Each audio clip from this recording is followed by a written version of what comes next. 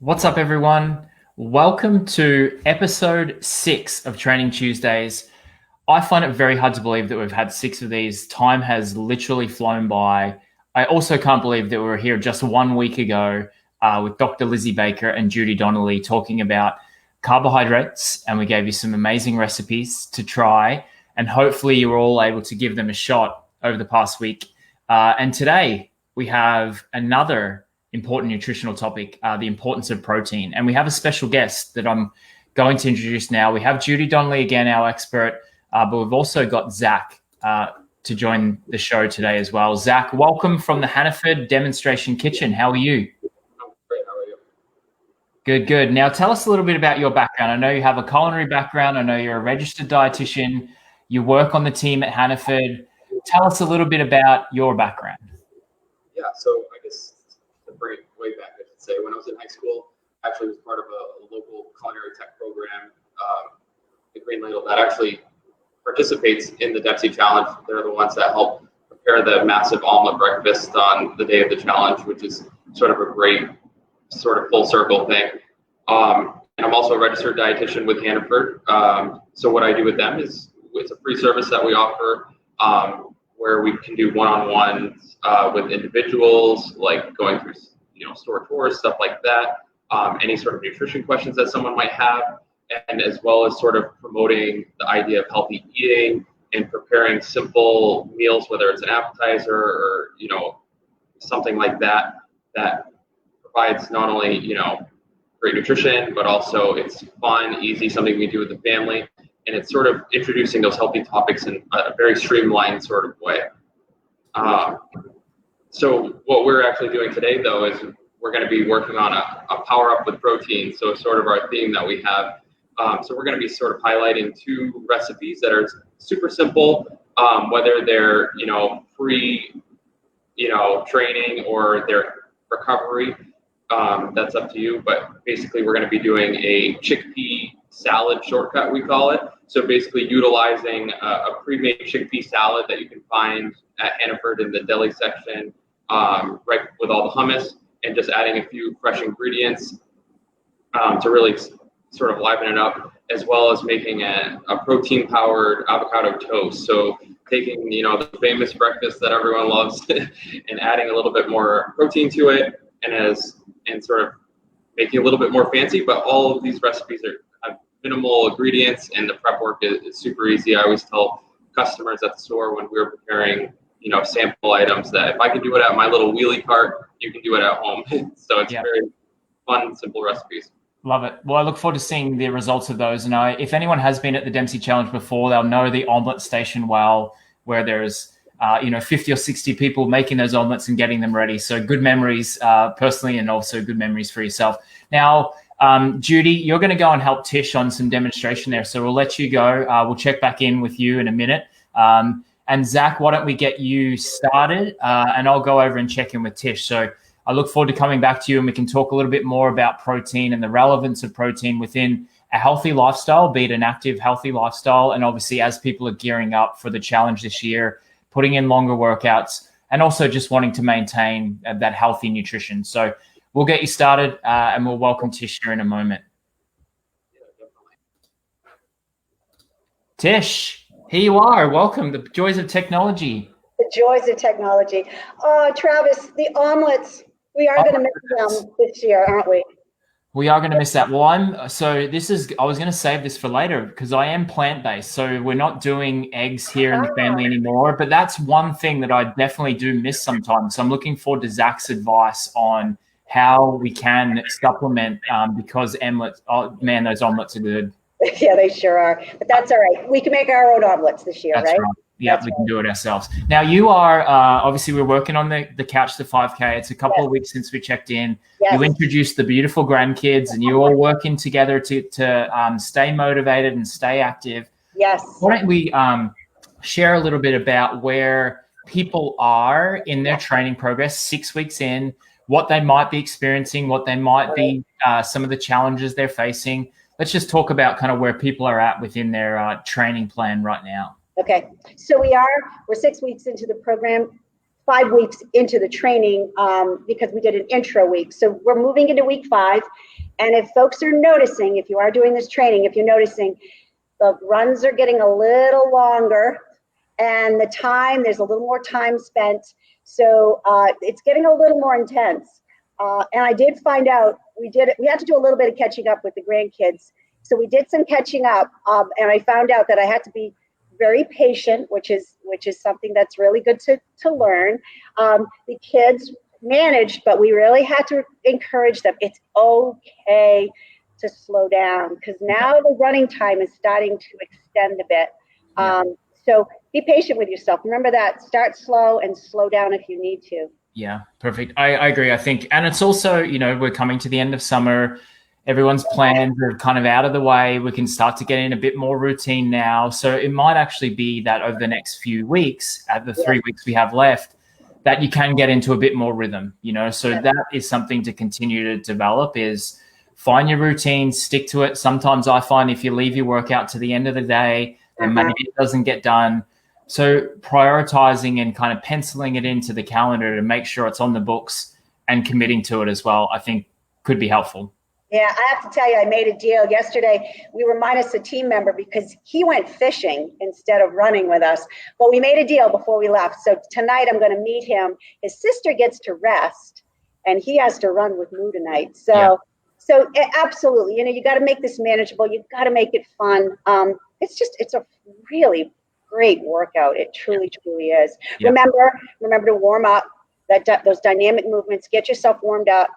Remember to stretch, the post stretch, do that. It really makes a difference with that muscle soreness, helping you to continue to move along and keep the pace. Agreed. Yeah, it's all very helpful. And I know you're going to introduce a new topic to us today. We're going to talk about some core strengthening and some core work to keep you strong, because as we're adding miles, either on the bike or on the run, right, there is that element of needing to be stronger, needing to have that element of a strong base, a strong core, to be able to handle the additional workload. So I know we have a very special model here for us today. I'm going to try and give you a bit more screen here.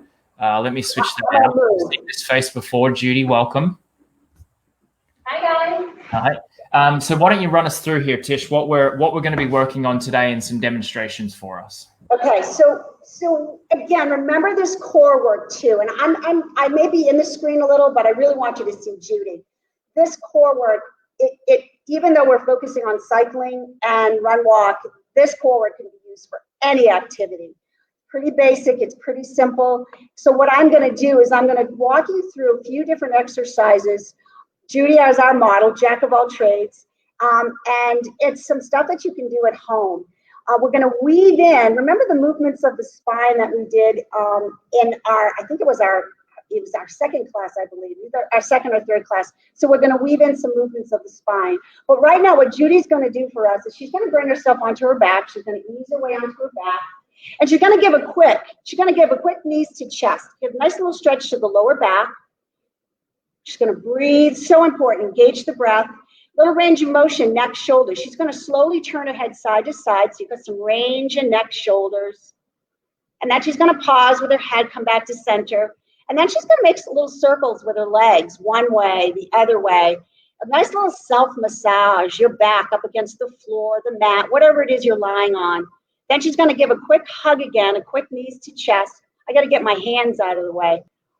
Now she's going to bring her feet to the floor. We're going to do bridge, all right? So her feet are in line with knees, which are in line with hips, so they're not too far apart, solidly planting into her feet, her arms by her side, shoulders down, her chin just slightly pulls back. She wants to keep her head neutral. She's not going to turn her head side to side.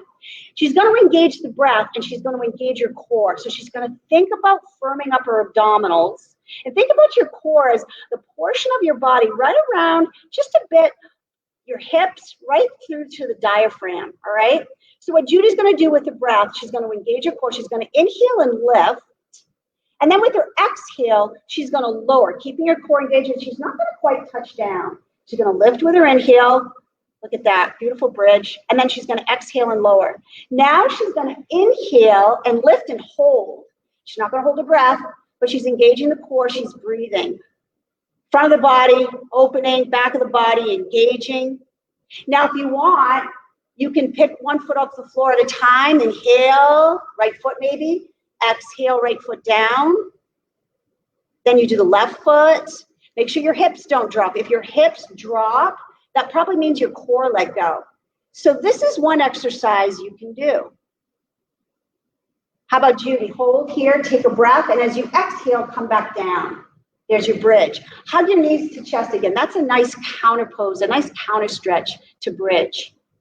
Nice job, breathe. Now, Judy is going to bring herself to a seated position. You can rock to sitting, which is a core engagement, or you can roll yourself onto your side and pick yourself up if that feels better for you.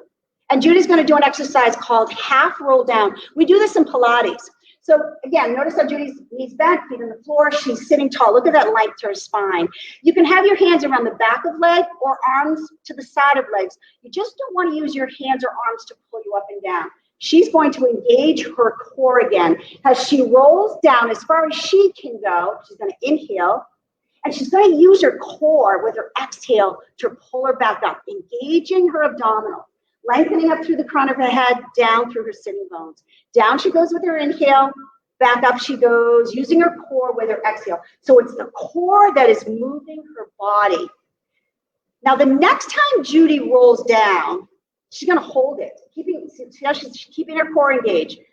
A way to change up what you're doing. Take another breath, Judy. Inhale, exhale, come back up.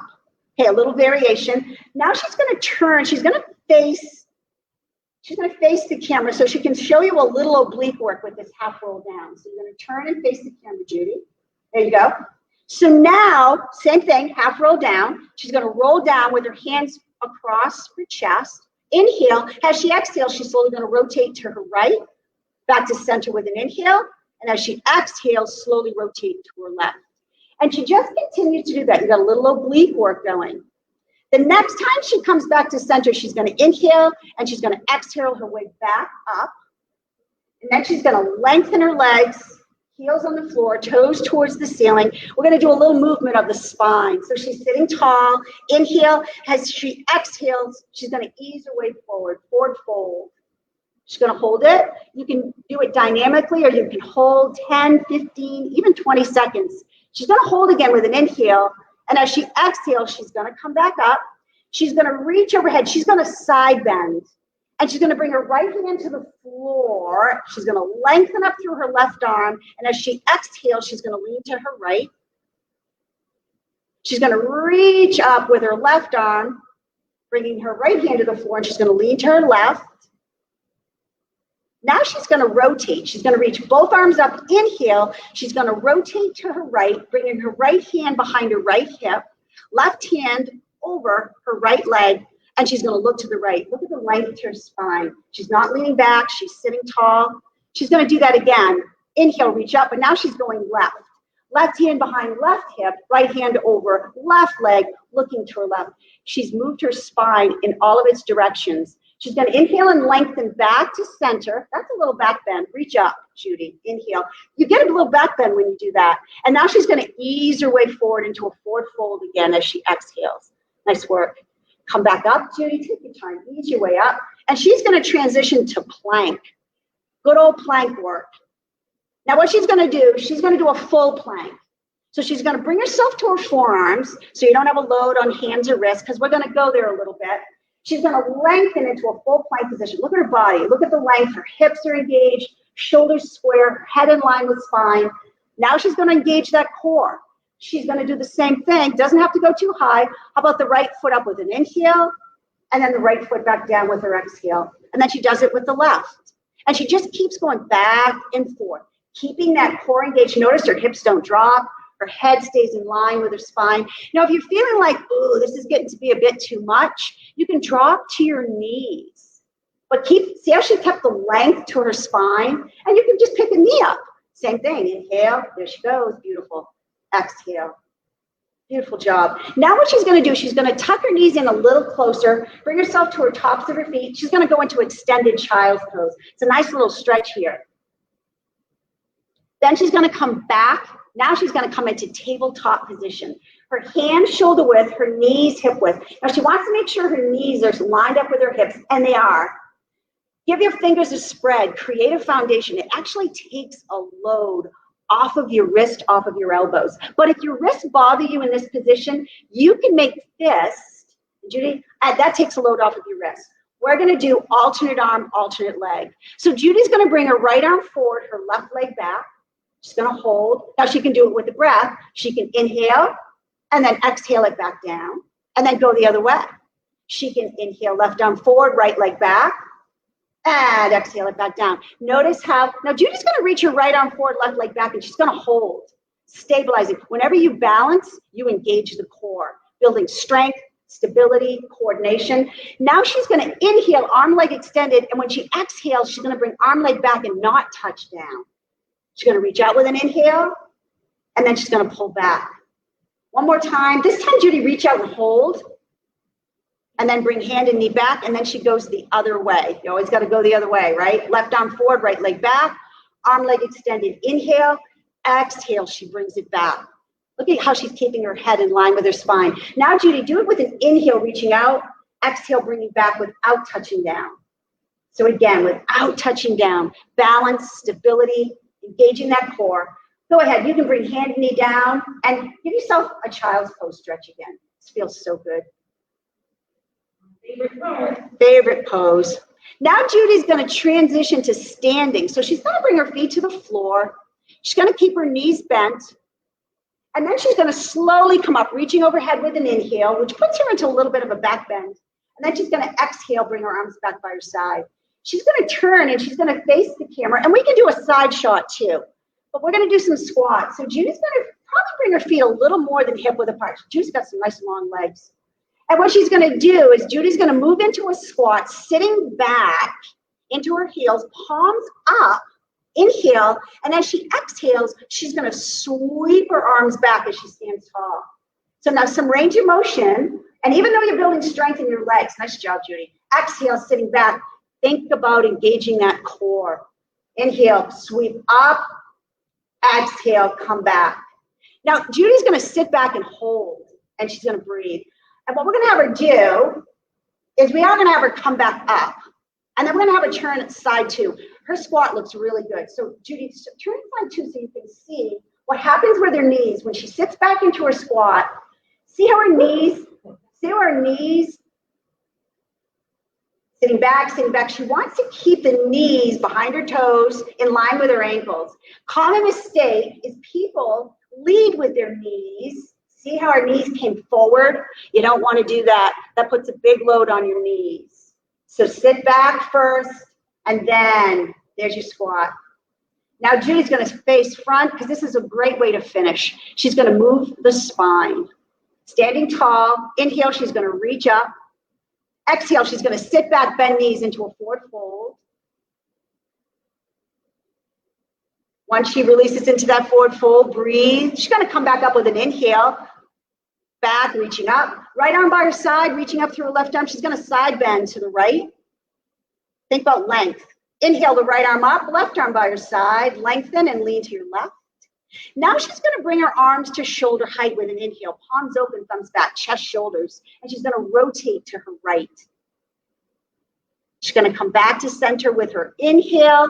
And as she exhales, she's going to rotate to her left. Back to center with her inhale. And she's going to come to her heart center with her hands.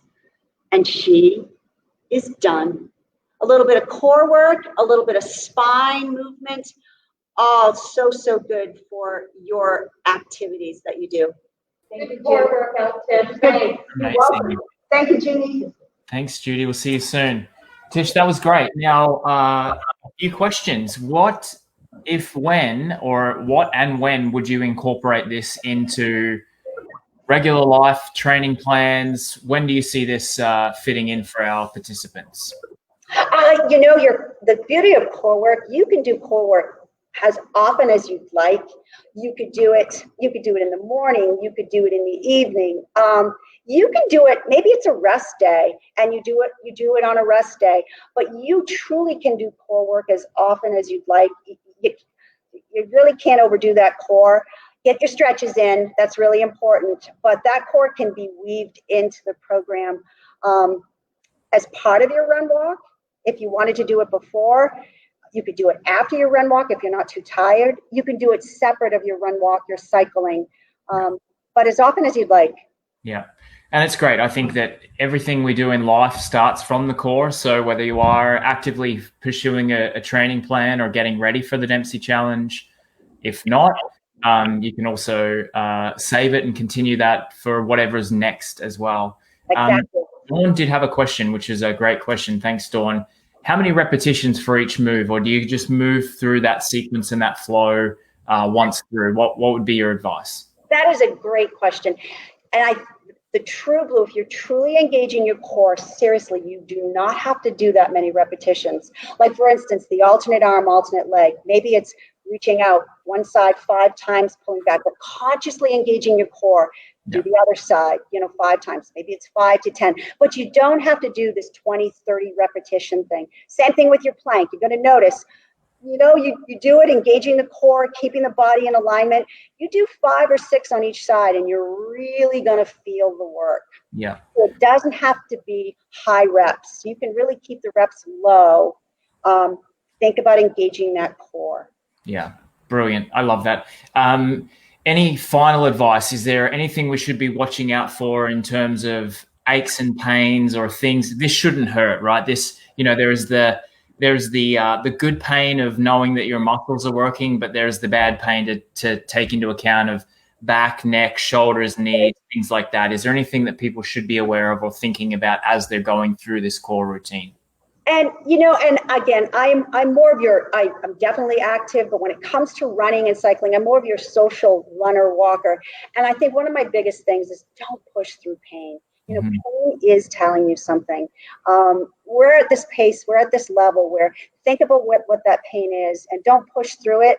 Make sure, again, you get those stretching in, the dynamic movement. And if something really truly is bothering you, though, maybe, check it out, but don't push through that pain. Yeah. Take a break. It's okay to rest. So important to rest. Understood. Final words, final thoughts. We will see you over the next couple of weeks, but anything you wanted to add to anyone who's going through the program, anyone who's watching, we will make that routine available via video, so you will be able to watch that back as well. Anything else to share, Tish? You're getting into this now, so stick with it. Stick with it. Good job. We're almost there. You're awesome. Thank you so much. I love implementing all of your advice and all of your routines, and we appreciate you for your time and your energy. So thank you. Thanks, Travis. Okay, we'll see you soon. See ya. Thanks, Tish. Let's take it back over to Zach and Judy in the kitchen. Zach, here we are. We've just gone through an amazing core routine with Tish. What better way than to recover from your work than with some protein? Why don't we talk a little bit about plant-based protein? I know that the recipes you're sharing with us today are plant-based, and there is a misconception around plant-based and protein, and thinking that perhaps people aren't able to get enough protein just from plants. So why don't you tell us a little bit about how that works and where people can get those great protein sources from whilst concentrating on plant-based diet?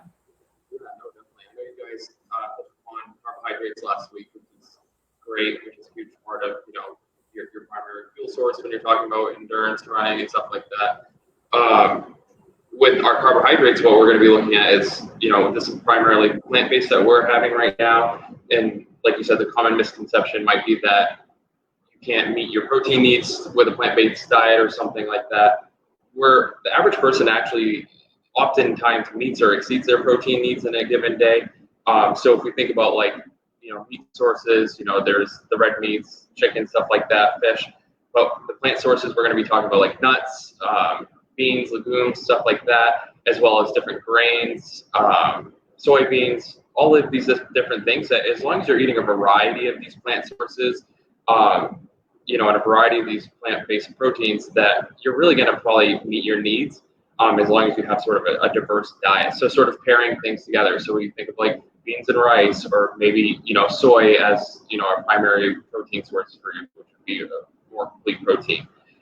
With this, what we have for the recipe, the chickpea, so we're going to have some protein from that. And then we also have a little bit of goat cheese, So for this recipe that we have here, this would be a great, like, after your workout recovery, sort of, it's not too heavy, so you're not going to be weighed down by it. But it's very easy. So this chickpea salad is already pre-made. It has some peppers. It has edamame in there. It has some vinegar and Italian seasonings. And what we did here is we just take this. We have a bed of spinach. We just add half a cup of our pre-made chickpea salad. And then we made a little bit extra dressing with some lemon juice and a little bit of fresh cracked pepper. And then what we are going to do is we're going to combine our proteins with some carbohydrates. So when we're thinking about post-workout recovery, we're looking at a ratio of like 3-to-1, 4-to-1 carbohydrates to protein. And that really is so that we're utilizing the protein in the sense that it's helping us recover and those damaged muscles. Because if we don't have enough fuel when it comes to our carbohydrates, your body can utilize the protein as energy, but it's not its preferred fuel source. Its preferred fuel source is going to be the carbohydrates.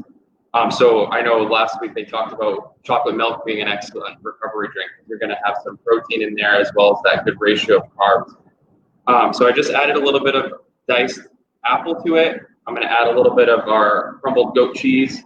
Then I added our tablespoon of lemon juice and a little bit of cracked pepper. This is super simple salad recipe, sort of a semi-homemade, which is very easy to put together, especially if you're having a get together, with your immediate family. And it's also a great source of, maybe adding a little bit more carbohydrates, but we're looking at sort of the synergistic effect of the food. So like I said, eating a variety of things, having, your plants incorporated to it, your fruits, your veggies, things like that really is what we're sort of looking for. So you're going to be, with your plant proteins, getting a little bit more magnesium than, say, maybe your animal proteins, but really that's a great source. We also have a recipe that's super simple. So this would probably be like a great marathon sort of 2 to 4 hours before, if you're the type that can eat. And this is just some mashed up avocado that we used. And my little secret to mashing this up, a lot of people use a fork. I actually use a pastry blender. So just a little rigid pastry blender, and it helps mash it, and you actually get a better grip because you can use your whole hand and you're not trying to mash it with a little fork. And then what we're going to do is to add a little bit more protein and, make it a little bit creamier, is we're going to add some just original Cedars hummus to it. And then we're also going to add some lime juice and a little bit of basil and actually some mustard as well. So we're seasoning this quite a bit, so it's not just mashed avocado all by itself. And we're going to be putting this on some whole wheat bread. So right there, we're going to be getting some, of our carbohydrates that we talked about, as well as some grains. And then we're also adding a slice of some light, sharp cheddar cheese. And then you just simply add this little mixture that you make of your avocado, hummus, mustard, basil, and lime. And just sort of dab that onto your toast that you have. And then to freshen it up even more with some more plants, we have some local tomatoes from Hannaford, because we like to really focus on shopping local if we can. So actually these tomatoes are from a farm right here in Lewiston, right by the Dempsey Center. So that's a great opportunity. So yeah, we have just a super simple, pre-workout or even post-workout meal. So when we're talking about sort of the proteins and why are they important? So why do we want to have, our variety of proteins throughout the day? So proteins are basically like what they call the building blocks of the body. So we're going to be looking at hormone function, muscle growth and recovery is what most people would probably attribute protein to, as well as fluid balance, maintaining, the pH of your blood. So proteins are a massively important aspect to your body, and your body can synthesize or make some proteins, but it's really getting the proteins in your diet is what you need. Your body will build up proteins and also break them down throughout the day naturally, based upon what your body needs to utilize them for. So if we think about like a long workout, a marathon, Dempsey challenge type thing, you're probably only going to be using about 10 to 15% of your fuel source as protein, and the majority of that's going to be your carbohydrates. So they talk about the glycogen stores, so the sugar in your muscles. Really, the protein is really not what we're looking for to be the primary fuel source, but more of making sure we have all those building blocks to process the normal bodily functions, so the hormone production, muscle recovery, stuff like that. So that's really the important aspect of it. And when we talk about amounts of protein, if we think about sort of that endurance athlete, their protein needs can actually double compared to someone that is just sort of going about their normal day-to-day activities. So just being sort of cognizant of that and making sure that if you are preparing for these races and stuff, that you're having a wide variety of foods to not only get your vitamins, minerals, and phytochemicals and stuff like that, but you're also giving the body the fuel it needs to help prevent any sort of injuries, stuff like that. Because if you're not fueled properly, it really will affect you, in the long run. Amazing. That's great, Zach. That stuff looks amazing. Honestly, it's bad timing that we do these at lunchtime because it gets me so hungry. So I'm also a bit of a toast connoisseur. An avocado toast originated in Australia. I don't know if you know that. I may have made that up, but let's go with it. And I love to add some. Some spice there. So some red chili flakes or something like that to spice it up. I love the addition of lime or lemon juice. I also love the addition of some cumin as well in there. So there's lots of different recipes you can play with. We will share the recipes that you have provided with our viewers today, but you can also put your own spin on it. Utilize the things that you have in the kitchen and in your homes, and also the things that you enjoy. Not everyone loves mustard. So maybe there's some additions or thoughts of subtractions of what you shared that people can try and implement as well. Like, is there anything you could recommend that maybe is for people who are avoiding, cheeses or things like that? What else can we suggest maybe? Yeah, no, I think that was a great point. I always tell people the recipes are sort of just a guide, and you can sort of do with it what you want. You don't have to sort of get overwhelmed with measuring out a teaspoon. If you like a little bit more of something or a little bit less of something, just sort of eyeball it. And like you said, take some liberty with things. So if you don't like goat cheese, or maybe aren't a big fan of apples, what sort of things would you like? Maybe some figs or some dates like they had talked about previously, or maybe some candied nuts. It's pretty endless of what you can be doing. And if you're not a fan of chickpeas, they actually have a pre-made black bean salad too. That's great. So sort of a different aspect there, and you could totally change it up and add some sliced avocado to it. It's really, you can do with it what you please. I always say this is just sort of like a framework or an idea to work off of, and what you do with it, whether it's because of what you have in the house or your personal preferences. Yeah. I would say. Yep. Love it. Yep. Take some liberties, have some fun. It shouldn't be intimidating. It should be approachable and enjoyable. So try it out. Give it a shot as we lead into Dempsey Challenge weekend. Zach, it's been great to have you. Where can people learn more about the services that Hannaford provides as far as nutrition services and things like that? Where can they get more information? Yeah, so just going online, we at hannaford.com/dietitians. We actually have an online dietitian that can help answer any questions, and it also has a directory of what stores throughout New England, New York, stuff like that have dietitians in them, as well as copies of their schedules of when they're going to be in the store, and email addresses. So if you ever need to reach out to any of us, you can do that. Amazing. Well, thank you so much for joining us. I know that hopefully we'll see you in the future as we come back together in 2021 at the Dempsey Challenge.